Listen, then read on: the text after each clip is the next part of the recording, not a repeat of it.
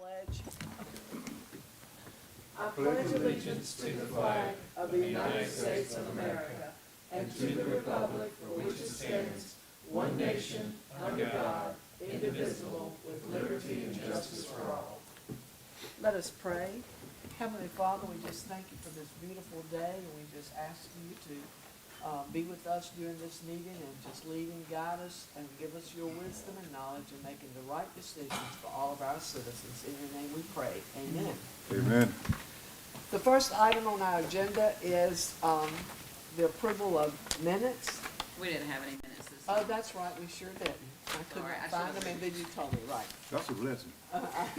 Well, next time you'll have a lot. Any public, no one signed up for public comments, so we'll just move on with our old business. And the first item is the sewer AIA review. Randy? We'll turn it over to Mike Tolson. Hey, Mike, we're glad to have you. Good morning, good to be back, good to see all of you. I like these morning meetings, these are awesome. They are. So I appreciate you guys letting me come before you today, and what you have in your packet is likely a copy of the original AIA that we did. What we have been working on for the past few months is an appendix to that AIA, which is your AIA is sort of a living document that you update and keep going on things.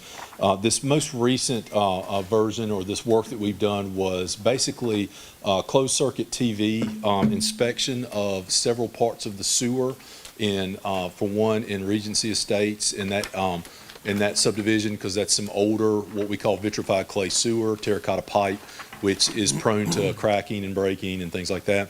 And then other portions of the system that in general, that would need to be looked at for possible relining and maybe replacement if the defects are bad enough. What we found is, in review of the video, what the guy does is we get a contractor to come out. They have a camera crew that they literally put a camera down in the sewer.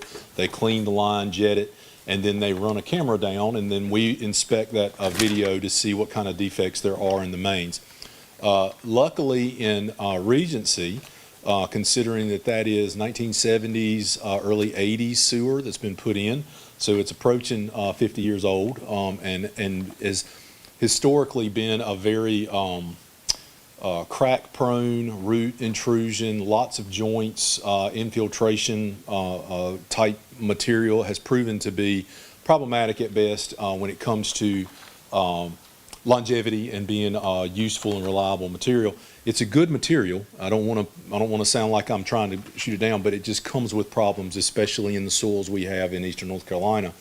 We videoed that, looked at it. Not so many dislocated joints, not so many bad breaks or anything. A lot of root intrusion, which if there's roots getting into it, that means that water's getting into it as well for infiltration. Which is one of the things that points us to the next step, which is recommending that you line those segments and renew them. Nothing structurally wrong, nothing wrong enough to be needing a lot of point repair, but we do have some protruding taps, some defects that are, hey, this portion just broke at the manhole, it needs to be repaired. Little things that are not massive defects, not things that are costing you money today, but there are things that long-term they're going to be larger failures and things to worry about. The main portion that we've done was over in Regency. But we've done about 25,000 feet of sewer, which is only about 10 to 12% of the existing vitrified clay that you have in your system. So you have it all over town because that was just a very prominent material back in the 60s and 70s when the majority of your system was installed. Since then it's been more plastic and ductile iron and larger diameter pipes as well. But what we found was overall we automatically rate vitrified clay as poor condition because of just it's got a joint every 4 feet, which means that it's got a potential failure point every 4 feet. Modern materials that you put in are 18 to 20 foot joint lengths, which means there's 5 less joints per section of pipe, less leaking, less potential for leaking, less deflection, less things that can go wrong over time. And at the general recommended manufacturer recommendations is the service life of vitrified clay is around 50 to 75 years. They claim, I've never seen any get that far. I've seen it falling apart in sandier soils where it shifts a little bit more. You've got a lot of deflection at joints and things like that. I would expect that that's some of the youngest vitrified clay in Regency that we did. You've got some older stuff that's near railroad tracks that get a little bit more consolidation in the dirt around them, a little bit more disturbed and everything like that. We would expect to find some more defects, not necessarily in any of the stuff we've seen in the video, but we automatically score vitrified clay as poor because it needs to be high on the list for priority for relining, simply because of the joints, the defects, and it's just at the end of its service life if it's in existence today. Bottom line is that's what the ratings are, but it doesn't indicate that you have imminent failure in your system or anything. It's just we mark it that way so that it is a candidate for you to be able to go and request funds from the state to further do more lining and more find and fix type projects, so that if you were going to prioritize lining in a lining project, we would say go hit the VCP first because those are the defects we found. That said, the general condition of it is in what we call good to fair, and it would be in that range, but just the sheer volume of VCP that you have in the system is a candidate for a massive lining program. So we've updated the CIP with projects that are pertinent to the actual video that we took, and those are going to be projects that are concentrating on putting cleanouts in at the right-of-way, which you don't have a ton of. That wasn't the standard practice back in the day when a lot of this was put in, so that you have a point of service for the town to go and point to and say, this side of the main is yours, this side of the main is mine, we clean to here, and from here out is the plumber from the clean out to the house. And it typically helps delineate a point of responsibility so that the town is standing on solid ground inside the right of way and up to a point. And it gives you sort of a maintenance delineation of where you need to kind of, okay, we got to fix this or we got to fix that sort of thing. One of those, that's one of the main initiatives. Another is to line manholes, which you guys have an ongoing project that is working very well from my understanding of sealing manholes and getting a lot of the infiltration that you found in the older style brick manholes and older concrete style manholes that are just leaking at every joint. And then on top of that, a lining project that would be what I would consider ongoing and just similar to your manhole sealing project, just an initiative every year to have a certain amount of budget to just start lining what you find as defective lines. The video that we've done with this will help kind of prioritize and put on top of that list, hey, go to these segments first, fix this, fix these. Here are the point repairs that need to be done as part of that project, but it helps to feed into another project to where you focus your lining investment and doing that to get these system assets to last as long as they possibly can. There's no reason that the VCP won't last you 50 more years, but with lining, it could even perpetuate past that and fix problems that aren't structural and just get I&I down, which is certainly a plague on the system sort of thing that you deal with. That is one of those, I always call it death by 1,000 cuts. You've got a little leak here, a little leak here. Well, 1,000 little leaks add up to a real big leak and amount to something significant in your meter at the end of the month. So with that said, that's the general recommendations that we have. There's there'll be a little bit more detailed, fleshed out appendix in the final report we wind up getting to you, but part of the process to get the funding agency to release the funds to pay for the study and everything else is to present these findings, and that is the overwhelming approach to what we've seen in sewer, the sewer CCTV that we did for the system. Overall, good shape, good condition, surprisingly good condition. Even the root masses we found weren't that bad. You expect them and you can see them, but they're at the services where there's knocked a hole in a pipe and put a service in, and there's not necessarily filled back in with caulk and done over time, those things just begin to leak and deteriorate. So that's what we've got going on. And roots are going to find a path to water. There's just no doubt about it. So, and they're going to find a place in nutrient-rich sewer. So that said, I am happy to take questions. That's the general gist of what our appendix report is. But the majority of the funds in this project were to go to CCTV, which is a subcontractor that comes in, is considered engineering services, and to give you the report on what they found in the footage that we were able to cover. So, yeah, Mac, on the, I know we can slip line all the minor leaks and joints and stuff. How do we go about clearing out root intrusions? So, slip lining will take care of a lot of that, but also you have a root. You run what's called a root cutter through, and when you high pressure clean, they run a root cutter head through that will little bit more invasive cut, but it cuts the roots out. The roots are going to come back. And then you typically can chemical treat. It's a foaming water chemical that you put in that it foams up and kills them, sort of like roundupping the lines from inside. Okay. But then what you typically would try to do at a joint, when I line a line and I've removed that joint from exposure, it's not a problem anymore. You still have issues at services that may be intruding, but one or two of those is not going to stop the whole sewer system. It's if I have 5 root balls in a subdivision or 10 root balls in a subdivision, I would root cut them out and then just keep an eye on them and come back and have a routine maintenance schedule that would come back and get them, because they're not necessarily going to cause more defects or anything like that if you keep them at bay.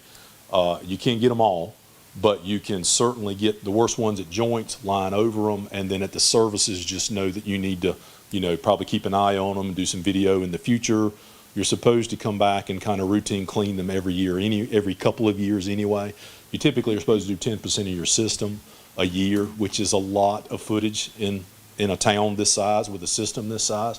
So you would get a good look at them once every 10 years. Those lines probably haven't been looked at in 50 years since they were put in. So not so bad considering that we, didn't see roots that were clogging up the pipes and everything else. What you wind up running into is just routine maintenance. You'll have a blockage that somebody will call and they'll jet the line, and that'll clear them out, and you'll be in good shape. You'll see the roots come through and the debris that comes through from cleaning up. But you normally line through them. You could replace the services with new boots and everything like that would come in. That's a more expensive option and is very invasive, digs up the front yard and is intrusive into the service, to the town and to the customer. But there's a bunch of tools in the toolbox to use to get it done. Lining is probably what I would say, and root cutting is going to be the biggest solution, the long term. So the roots can potentially get through the new lining? No, they cannot. Okay. The only place is you run the lining through. It's like running a new line inside the pipe, and it cures in place, so it won't be at the joints anymore. It won't be a problem. Okay. But at the services where there's a penetration in it's going to be a hole in the line where something could find its way. You can replace that fitting where that service comes in, put a new modern fitting that's got a little bit better weather sealing out to keep water out of it. But they're going to come back. They just are, and you can't help that. And they find it. But luckily, with good maintenance, good operations, and a good routine, you stay on top of them. They're not in and of themselves the biggest problem you run into. Much more a problem of holes in the top of old vitrified clay pipe that the whole crack will come in, and it'll just be weeping water in high groundwater situations. Much better to fix those with lining, and it solves both the problems at the same time. So just to piggyback on those two questions, so they're about 50 years old, the clay ones, and the lining it will give us another potentially 50 years, or undetermined? So the liner is a fiberglass, resin impregnated fiberglass liner that is, as tough as nails. It is unknown how long they last, even though they are very tough. It's as tough as a plastic, pipe would be, which has got a 50 to 100-year expectancy depending on it. As long as the structural outside of the pipe is not in terrible condition, and I've lined ones with cracked tops that are doing great today, what they do is they inflate that liner and it seals up, and while it cures, it's curing up against the internal wall of that pipe and kind of restoring a bit of structural integrity to the outer wall of the pipe. If you get a good inflation and cure it in place and have them, you can put structural level resin in it that'll be even stronger than your typical, pipe liner. But it's a very, very strong product that I don't see why it would be 50 to 100 years of use. That's their intended service life and what they manufacture claims it can do.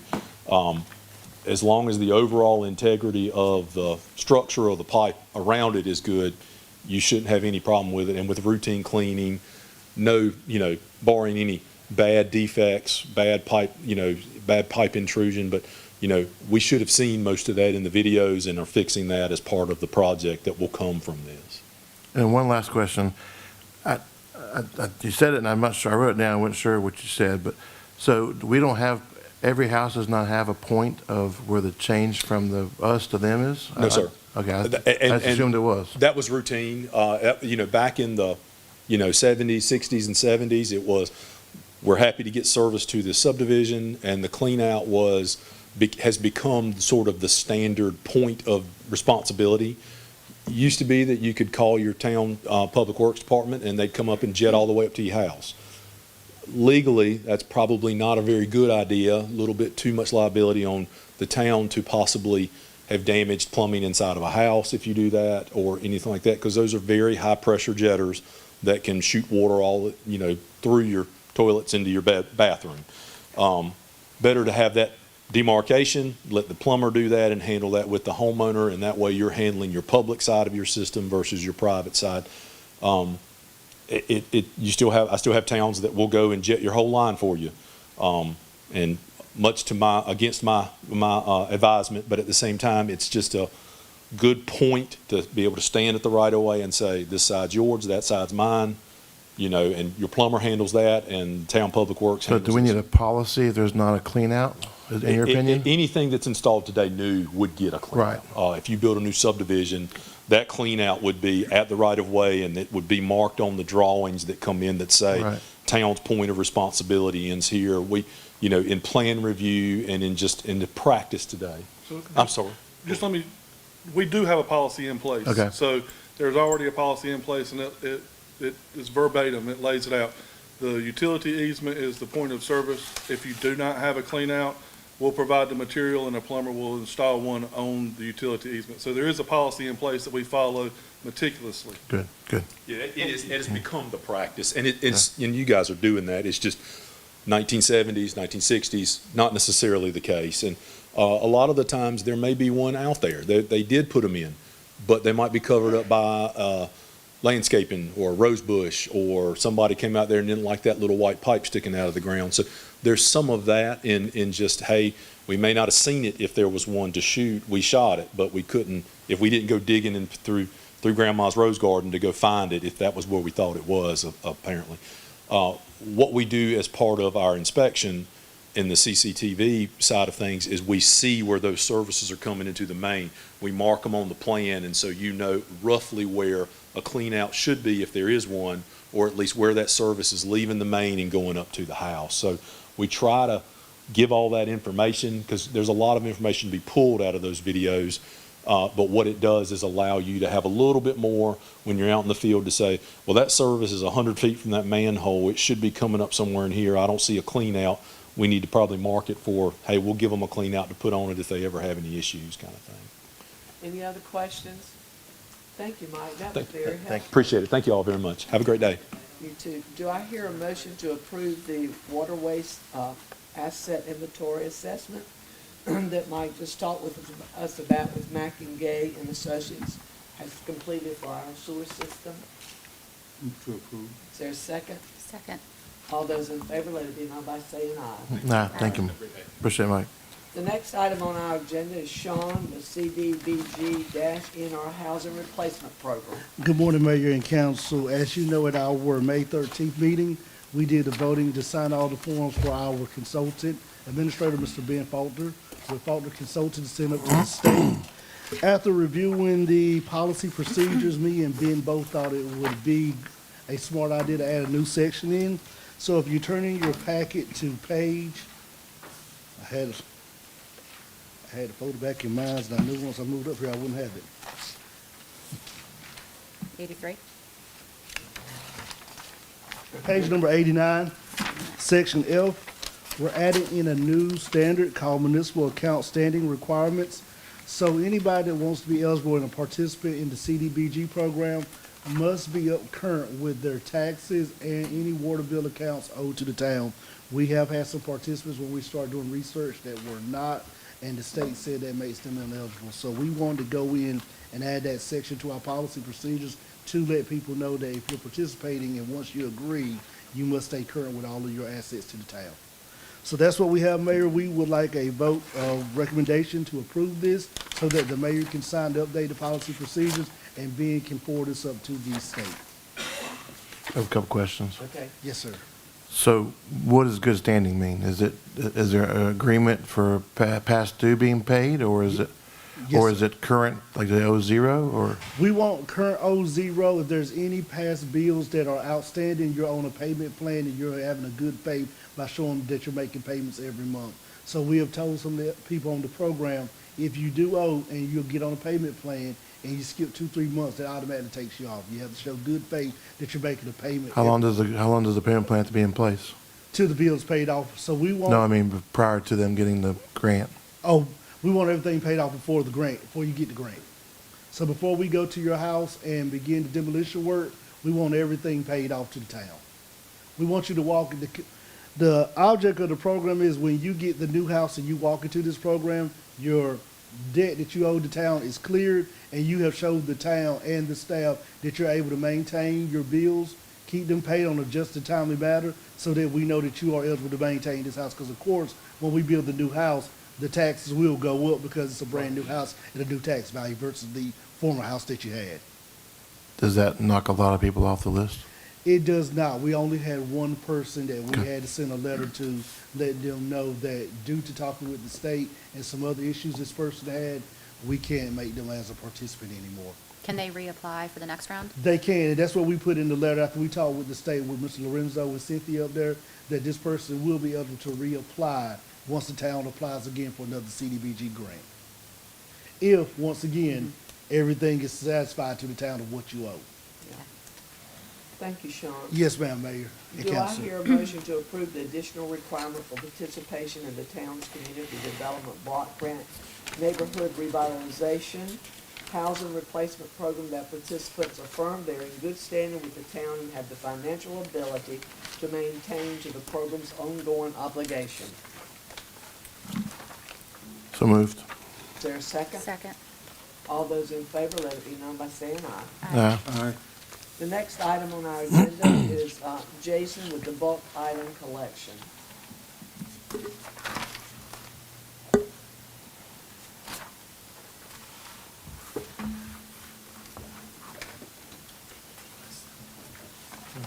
So, good morning, Mayor, Council. I apologize for not being at the last meeting, but I'm gonna make up for it today, I promise. So, last meeting, if my memory serves me correct by watching it, we did not pass the rate. So we're here to talk about the rates, correct? Correct.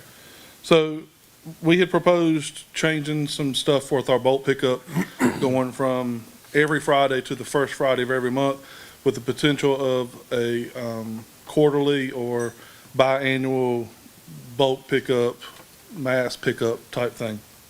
So hearing from council, I've kind of revamped it just a little bit. Now we have the same $25 and $50. We've done away with whole house cleanup, and talking with Randy and Sean, if we do have a whole house cleanup, we're going to recommend that they seek a contractor or a top dog or someone like that to come and set a dumpster and pick it up. So tier 1 would be $25 again. Tier 2 would be $50. Tier 1 is greater, or Tier 1 is less than 2 cubic yards. Tier 2 is greater than 2 cubic yards. If you look on your packet on page 98, I've given you a demonstration. That's about a 2 cubic yard dumpster. The cone and the person is kind of a reference. Obviously, if you have a whole couch, a whole bedroom suite, a big recliner, love seat, that's probably going to automatically be a Tier 2. But, just some little toys or some small things, obviously, is a Tier 1. So that gives us a good reference point to go by for that. Also, instead of doing a $5 per TV, we were looking at doing a 15-cent per month increase to the utility bill, with that being marked just for the electronics pickup. That way everybody's paying it, everybody's getting the service. It makes it extremely easy and simplicity on us. We just go and pick up the items and we dispose of it. Looking at the 15-cent per utility bill per month, we should be able to get a rider truck to come in and pick up all the electronic waste one time a year, and then all that's doing is just covering our expenses. And again, that money will be put into account, and that'll be the sole purpose of that account, is to pay for the proper disposal of this. That will be applied to everybody's bill, Yeah. Correct, yes, sir. Be $1.80 a year. $1.80 a year. And then if it's out there, the citizens will call town hall, let them know, and we'll swing by and pick it up on the first Friday of every month. Do we not just want to lump electronics into bulk pickup where you have to schedule it and it's $25? $25 is a big ask to go pick up one TV, where this minimal fee, average citizen's probably not going to notice a 15-cent increase on the bill, and that's going to cover it, and it's just going to be a running benefit to every citizen of the town now. No more worrying about carrying it to Nash County or anywhere else. And then it could be any electronic. So if you have a TV today, a computer monitor, or an old laptop or something like that, we'll swing by and pick it up. If we lump that into $25 per TV, unfortunately, if lightning strikes and you have 2 or 3 TVs go out, that could get it costly. And then what is the process for the electronic, where you put it out? So How you would often? just let town hall know. We would come by on the first Friday of every month. We would pick it up. We would put it down there at what we call the dog pound. We put pallets. Then we'll store that. Once we have 7 or 8 pallets, we'll call the disposal company. They'll come, they'll load it up, and we'll pay the fee out of this account. Okay. I'm gonna ask a question you may not know, but what's the percentage of people that actually have bulk pickup? Do we have a figure on that? It varies. It could be a lot or it could be a little. It just varies depending on the time of the year. Normally we see it on like your spring cleaning and your fall cleanings. People are getting rid of stuff. That's one reason why we're kind of proposing, if we want to do a spring clean and a fall clean, then that would help the citizens as far as cost goes. You're going to clean it out in the spring and in the fall. We'll go around and pick that up at no cost. But, for the average person, it just depends. I've seen anything from a lamp on the side of the road, a mirror, to, a whole house. So it just depends on the citizens and when they decide to Are clean. we including that 2-time-a-year thing in this? I must have No, missed it. it's not included in Okay. that. Correct. This is mainly just the fees. What we'd like to do is see how the once-a-month bulk pickup goes. And, if we don't have a mountain of stuff to pick up, we just continue with, once a month, you call ahead and we come get it. If it needs to be, we can always entertain having a spring or fall cleanup day. There are concerns, pros and cons with virtually everything. Cleanup days, having been in towns that had them in the past, they're very popular. And residents and their relatives and friends who don't live in town, you will have some of that, a lot importing of stuff for the cleanup day. But a lot of the material that's put out is, somebody goes through it. It's a recycling event. Anything metal the scrappers get, and people who like to go to rummages and flea markets, they like to go through and see what they can find too. So by the time the guys actually get there, about half the volume is gone from what was originally set out. The other drawback is some people start a month ahead, putting stuff out, and then it's at the curb for the whole month, and subject to everybody rooting through it and the wind blowing it away. So we just like to start with going with our bulk pickup once a month, see how that works out, and then we can bring it back and report to the council and let you know how it's going. I don't have a problem with what we're trying to do as far as saving man hours and wear and tear on the vehicle, but I do have a concern that we go from once a week pickup to once a month pickup. I don't want the town to start looking like a trash pile throughout town. You said we could go back and revisit. How soon can we go back and revisit this if it does not work out the way we plan for it to? I would say 60 days. Give it 2 months. If we see that it's not going favorable, then we can always look and adjusting it. Per the town policy right now, the Public Works Director has the ability to adjust the schedules. So we can adjust it, see how it goes. If there is concerns, we can always go back and revisit it.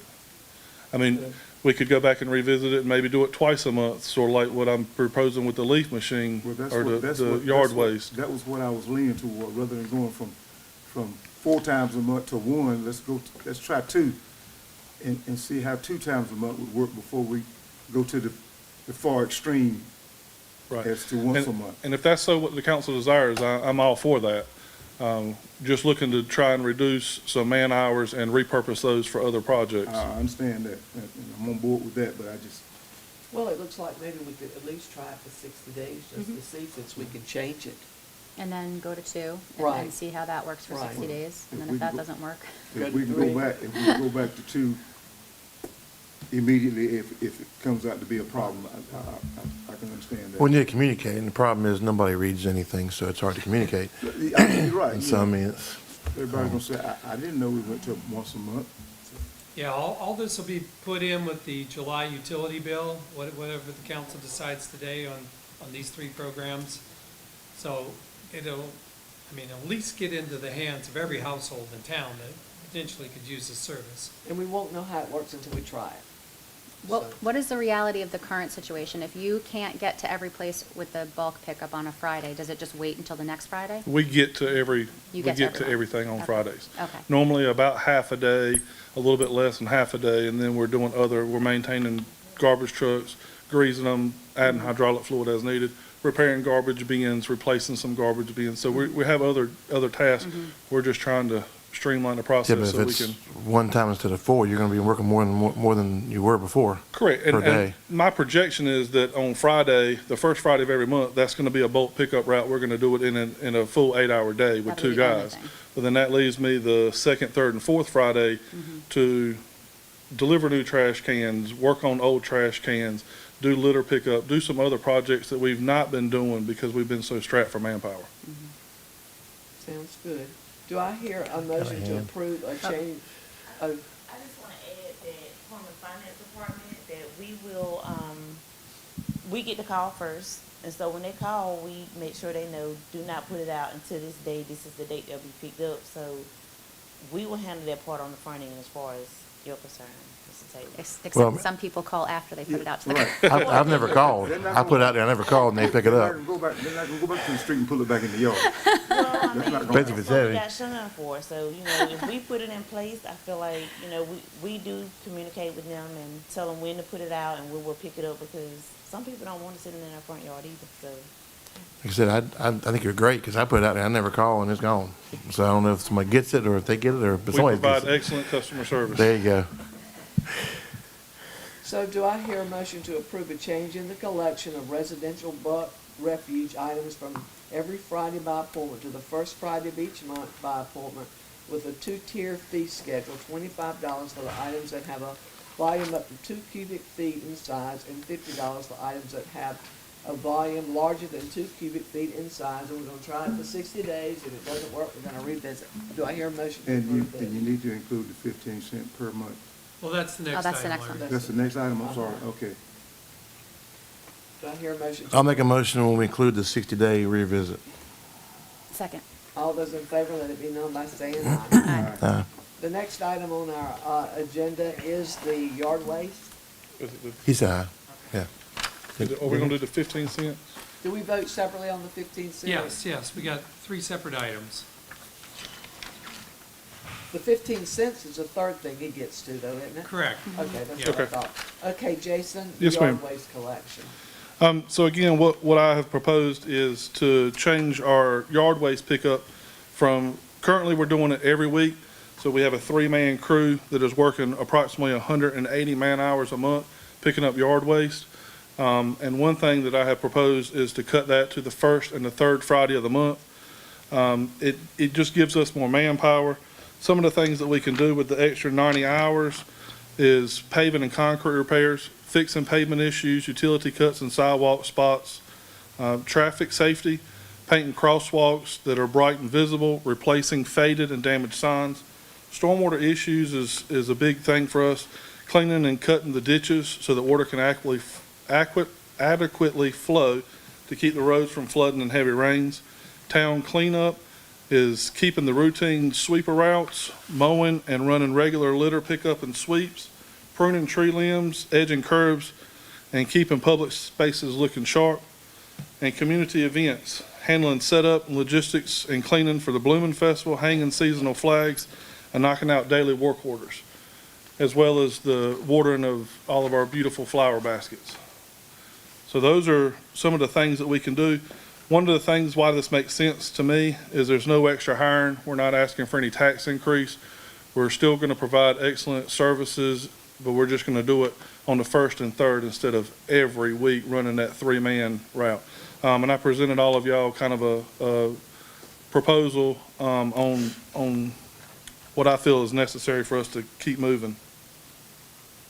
Do I hear any questions? Does anyone have any questions? If not, do I hear a motion to approve the curbside collection of residential yard waste the first and the third weeks of the month? I think this is another one that we might want to revisit after a period of time. I just foresee when it's like, fall time, leaves everywhere, it might be an issue with piles that are sitting out there for a long time. Same with grass clippings over the summer. So we might want to shift it so that maybe there's like 4 months where we do one-time collection during those times that it's really not necessary. And then for those high times, continue. Yes, ma'am. Councilman Barnes, so me and Brent have and Chad as well, have kind of discussed this. We see that during the fall when we have peak leaf season, that we'll probably be running that leaf machine weekly. Okay. So we'll probably have to continue adjust running that that. weekly. But as far as your chipping and your limb hauling, we would like to keep that on the first and third week. But obviously, if we can't get to everybody in that week, then we're going to continue and go into the second week. We have that problem now. We don't get through the whole route on a Monday, Wednesday, and Friday on the leaves. So Brent is essentially continually running the leaf machine just to keep up. So we're going to continue doing Okay, that. perfect. That's good common sense. Okay, do I hear a motion to approve the curbside collection of residential yard waste the first and the third weeks of the month? So made. Is there a second? Second. All those in favor, let it be known by saying aye. All right. And when I present the report for the yard waste or the garbage, the bulk pickup, I'll have some details in 60 days about the yard waste as well. Okay, Thank you, good. thank you. Okay, Jason, electronic device pickup? Correct, Mayor and Discuss Council. We've that already some. kind of talked about this before. We're proposing adding 15 cents instead of what the previous proposal was $5 per device. That way it'll streamline the process. It offers the benefit to every citizen that's in Nashville. You'll put it out, you'll call Town Hall on the first Friday of every month. We'll come and pick it up.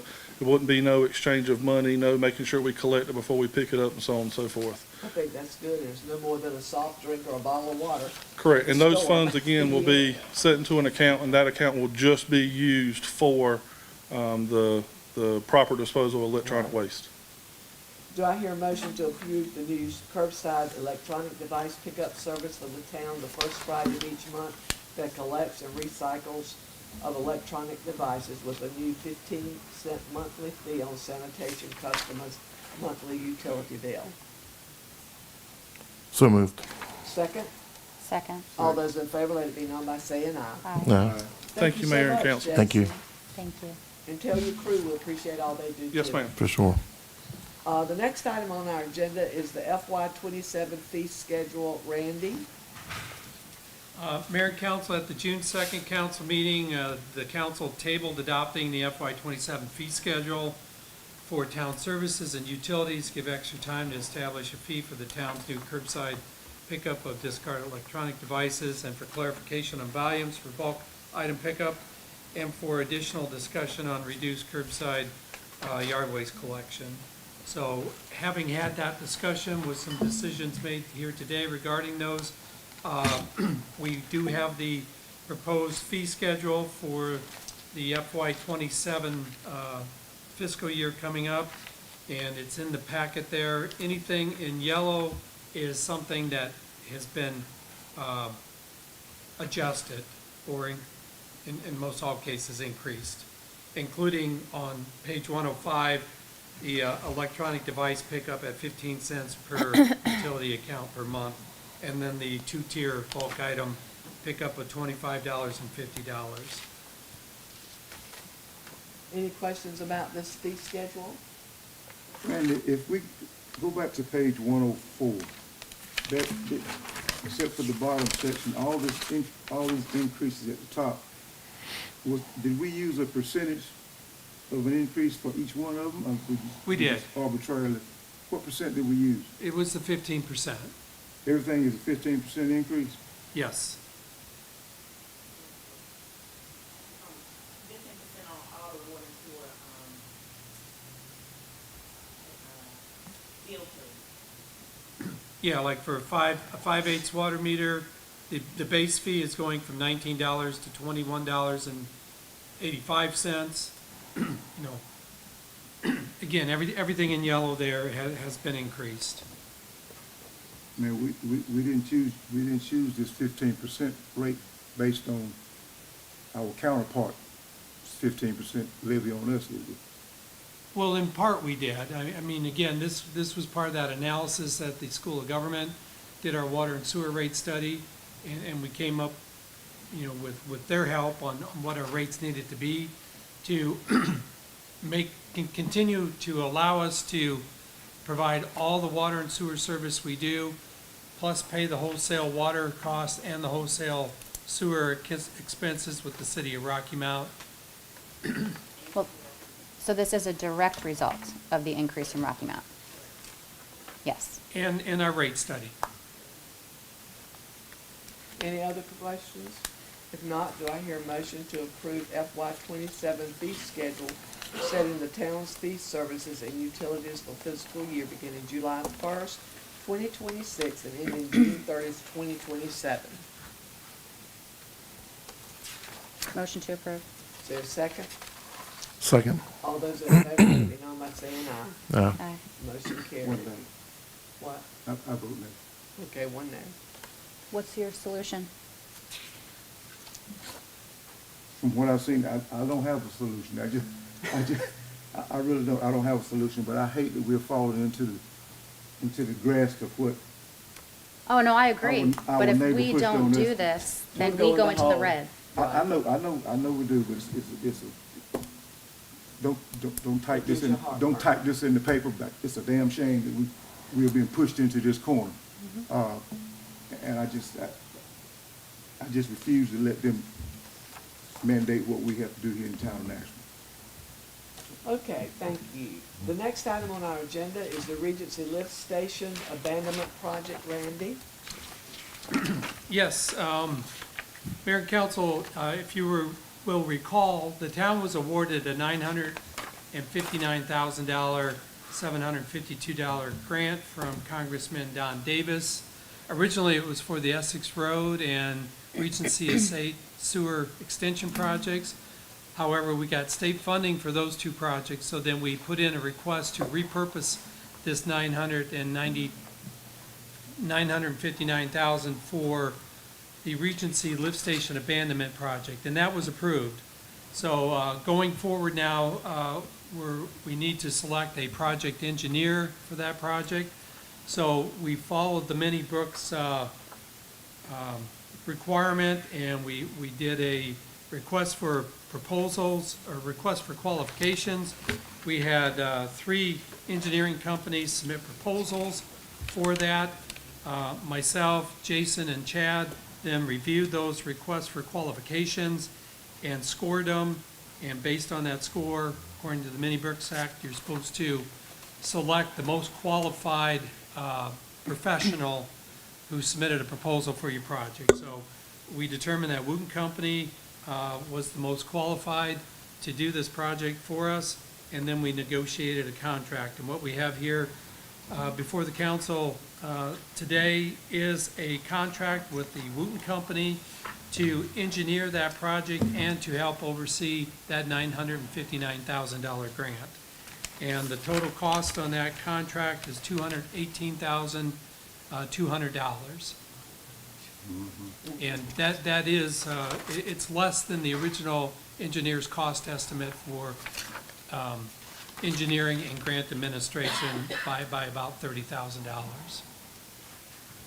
I'm If that glad makes to- you feel any better. I'm glad to see us getting that fixed, though. They've been waiting a long time. To approve 218, do I hear a motion to approve $218,200 engineering and grant administration agreement with the Wooten Company for the Regency Lift Station Abandonment Project? So made. Second, Second. all those in favor, let it be known by saying aye. Aye.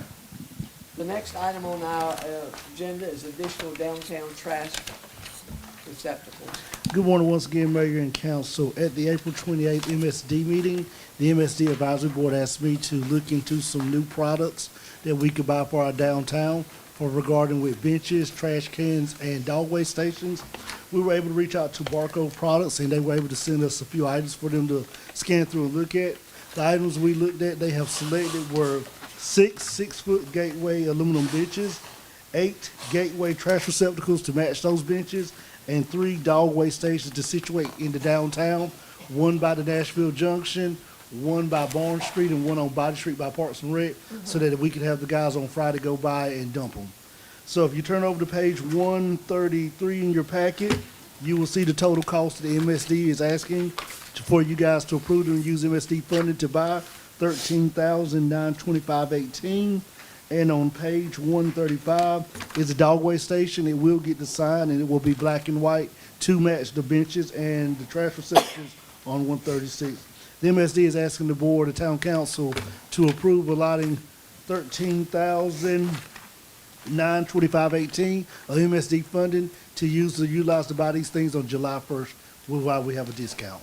I am just so excited to see them spending money to make our downtown such a more attractive and nicer area. So let them know how much we appreciate it. I please. definitely will send it. And the benches and the trash receptacles, I think, have been talked about for the I last know. 8 years. I Like, this know. is definitely a That's necessity. Tiresomely. That's exciting. So do I hear a motion to approve the Nashville Downtown Strong Advisory Board in recommending the purchase and placement of 6 park benches, 8 trash receptacles, and 3 dog waste stations in the downtown municipal service district with budgeted MSD funds? Move So to moved. approve. Second. All Second, those in second. favor, let it be known by saying aye. All right, and let me add one other thing. Yes, sir. Since they are doing that, the benches that we already have downtown, Yes, sir. I've noticed several of them, we need to go by and repaint those benches. They're half black and half wrought iron, and they look terrible. Probably what we'll do, Councilman Taylor, is the new ones, we'll put those where the old ones at, and I can get with Department of Public Works Director Jason Glover to see one day when these guys have some free time, if they can paint them and just situate them in other places throughout the MSD. Well, you don't need to take them up, and put a new one down, just paint the one that we got, but there's nothing structurally wrong with them. Okay. The paint's just peeling. We gotta get rid of that I think they three-legged want one. the ones to match on the street, so, the main part. Make it look pretty. Right, we'll take care, we'll make sure that happens. Between I'll them, make I sure it don't happens. see going through man hours to pull one up, just to put the same thing back down. Just paint that one, And and move take it out. these new ones and put them where we want to put them. Yes, sir, I'll take care of it. The next item is additional downtown Christmas decorations. Sean? Once again, the MSD during their work session had a discussion on buying additional Christmas decorations for the MSD downtown area. Their vision is to have it not only on Washington Street, but try to carry them down Barnes and Body Street if Duke Energy will able to get the utility poles fixed. The MSD has found 3 of these items that they like: the illuminated Christmas wreath, the bells and bow, and the holly and canes. They're all on page number 141 of your packet and 143. We will be working once again with Moscow Design, who came that evening to show us how it would look. Moscow Design will be able to match these up to what we already have now with the warm white lights. So they are looking at wanting to spend $10,898.54 of MSD funding to buy 12 items, which would be four of everything, four of everything. And you said, we already have working utilities for these, or we're waiting on working utilities for some of these? We're waiting on working utilities, and the MSD has tasked Town Manager Lance and myself to pretty much stay on Duke Energy about getting these utilities fixed. Some of these poles are operating ready to go, but there's still some lagging they have not done. And But that's been like 2 years now that we've been waiting, right? yes, and I talked with Three It's been years. 3 or 4 We're years. not the longest. I talked with a city outside of Charlotte, the Parks Rec director over there being met at the class in UNC Chapel Hill. He's been waiting 5 years. It's a shame you can't There's stop no payment excuse when for there's that. failure to act. There's no excuse The- for that. So how many do we still have inoperable on Main Street? Right, it's just, last year they got them done, except for like. Three. One or, yeah, 3 or 4. So we still I got don't think the 3, one in front of my house works. They couldn't get it working. 3 that we've been working on for the last 4 years.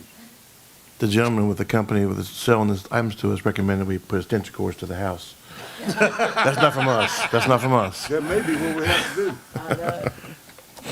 So they're gonna make sure that these new ones blend We in are. with what we have, and Right, it's they're not gonna gonna be- look like hodgepodge. no, it's gonna be the warm white lights that we have now, the warm white design that they did for the snowflakes, the other items we have. So they're gonna make sure everything matches up nice before they ship it out. We're just extending. Right, and what we're gonna be putting doing at MSD is every pole will be a different design. Snowflake at one, holly and cane at the next Okay. one, reef, bell, then repeat. I just Okey-doke. hate that some of these might be sitting in storage for the next couple of years. But we just don't have working poles. We're just gonna have to get the poles working. Still put them out for daytime. But again, again, it's exciting to see them Yes. spend Yes. their money to help our town. Beautify downtown. Be beautified. Great group. Yes. Do I hear a motion to approve the Nashville Downtown Strong Advisory Board's recommendation to purchase the 12 additional Christmas decoration lights for placement in the town's municipal service district? I move to approve. Second. All those in favor, let it be known by saying aye. Aye. The next item is the stop sign ordinance. Randy? Mayor and council, we recently had one of our police officers, Officer Peel, went out and did a stop sign inventory and compared it to the list of stop signs that are in our town ordinance. I did review this with Raz before, and he advised that, yes, we still need to maintain an active list of, in our ordinance, in our code of ordinances, where the stop signs are. So Peel went out and did the inventory. We knew in the new subdivisions, Harvest Creek and Cardinal Woods, that those stop signs weren't in there, but there were others that were missing, and some weren't. Some streets don't even open anymore. Anyway, with his help, we were able to come up with the stop signs ordinance and making changes. The first section of that ordinance, there are about 9 intersections that have a stop sign with the removal of the sign at the following intersections. And the reason for the removal is there. You know, one of them is now a roundabout. That's that one out there at Regency and Eastern Avenue. There was one listed in there twice, in the list twice. Cross Street at West Body doesn't stop anymore. We pulled that one out. And, well, again, the various reasons are there. A majority of those had to do with parts of Drake and Elm Street being closed for the jail expansion, so that Elm Street doesn't go through anymore, so those stop signs need to be removed. Then the next section is just some changes, corrections on the names. The intersection of each Richardson Court, and it said North Cedar was actually Elm Street, and the same with Thorn Street, it's actually Elm Street. And Indian Trail, it had Red Oak Road Highway. Indian Trail doesn't intersect with Red Oak, it intersects with First Street Extension. So just correcting those. And then the third section of that ordinance is all the stop signs that are out in the field, but weren't in our ordinance. So it adds all those to our ordinance. That's a complete list, or supposed to be a complete list? No, this is just what we're changing. Oh, okay, because I think there's Complete several. list. Okay, Yeah, the complete list in the ordinance is like 4 pages okay. long. And, you know, there's still probably something out there. If you go look, you can find one that just isn't quite as it should be, but this gets us much, much closer. Any questions? If not, do I hear a motion to approve ordinance 2026-19, adding, removing, and correcting the number of stop signs listed in section 36-33B, stop signs at through street intersections of the Nashville Code of Ordinance? Do I hear a motion? Motion to approve. Second? Second. All those in favor, let me know by saying aye. Aye. The next item on our agenda is the financial management, internal controls policy. Mayor and council, we had an audit on some of our ARPA grant money. And, you know, the asset inventory assessments that Mike Tolson was talking about is one of those grants in addition to another. And as we were going through that with Paige Hufford with the state, we need to have a fiscal or a financial management and internal controls policy. What we have wasn't sufficient. She reviewed it. She gave us some ideas. We took a stab at it. We sent it back to her thinking we nailed it. We didn't quite nail it. So I'm going to ask the council to table this. Tressa put together a revised one yesterday. We just got through it. We didn't have a chance to get it into your hands. It's not a simple two-page one anymore, naturally, to comply. But we'll have this back on the July 22nd council meeting for the council to approve. Do I hear a motion to table this item on our agenda? Move to table. Is there a second? Second. All those in favor, let it be known by saying aye. Aye. Thank you. Budget Amendment 22, Tressa. Budget amendment number 22 recognizes the receipt of the leased police vehicles purchased during fiscal year 26 to record the associate lease financing and capital assets acquisitions. This amendment is necessary to properly account for the leased vehicles and related financial activity in accordance to the budgetary and accounting requirements. Budget amendment 22 increases revenues and expenses by $130,000 for FY26.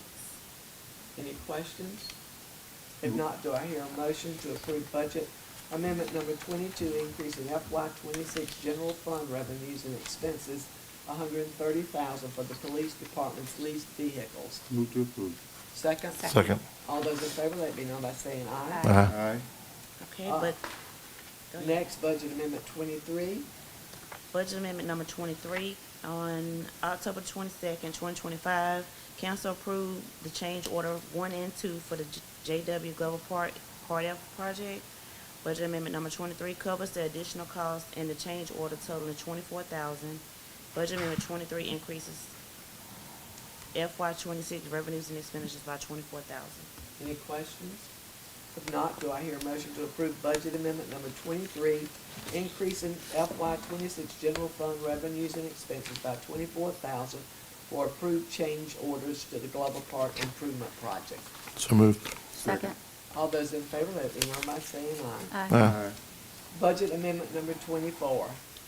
Okay, budget amendment number 24 amends the fiscal year 26 budget to recognize additional revenue and transfers between departments to adequately reflect actual end-of-year financial activities.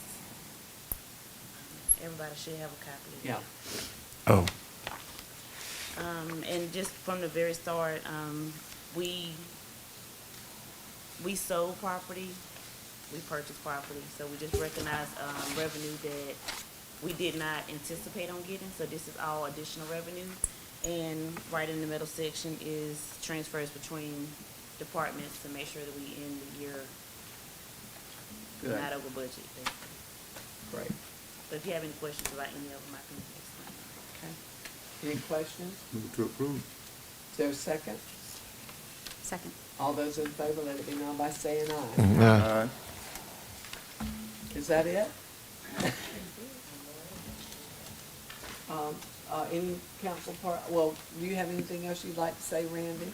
Just want to let you know the Red Oak Road Water Project from First Street Extension down to the new medical clinic, pressure tested, they got clean bacteria samples out of it, from it, and we'll get permission from Stocks Engineering today to open that up, and then the clinic will have water today, When is the clinic planning on opening? August 1st. August August 1st, first. they say they want to take their first patient. Wow. I don't know if they're scheduling appointments yet or not, but Probably so. I got some work to do between now and then. they sure do, yes. Council, do any of you have anything to say? Is there, do you have any information that you can share with us about the properties across from the medical unit? Other than that, it's being logged. I mean, that property is owned by 3MR Limited Partnership, and they decided to log it. I think everybody was surprised to see how relatively flat that property is. Originally only thinking there was 20 acres developable in there. There's a good probably 45 acres that can be developed in there. I No, don't no know. immediate plans that I know of. I don't know how they cleared it out so fast, 'cause one day it was wooded, and the next day I came by and it was cleared It up. was quick. I don't know when the trucks did it. They must have did it at night, like they're paving the streets in Nashville. Yeah, and, you know, Lou's right. Everybody's asking what's going in there. So far, no plans have been announced, but But that property's not in the town limits anyway, not yet. not yet, okay. I mean, obviously, if they want that new access to that new water main, Then they yeah. have to. Sean, my sandwich shop, is that still on board to come in? Jersey Mike's.